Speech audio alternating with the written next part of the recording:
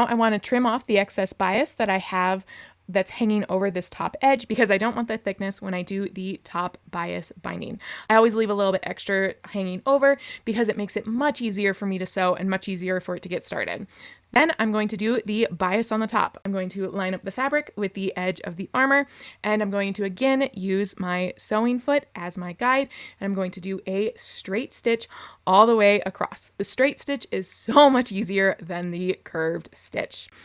Remember, you are also wanting to stretch the bias just a little bit as you are sewing. I'm going to clip off the excess bias again, but make sure that you leave about a 1/2 inch because you are still going to want to sew that down cleanly. You want to make sure you have enough fabric to work with so that you can nicely and cleanly hide the excess fabric. And we're going to move on to folding over our bias and pinning it down along that straight edge. Again, it is much easier to do it on this straight edge. It goes a lot faster, although the pins are still a pain. Again, if you have clips, I recommend them.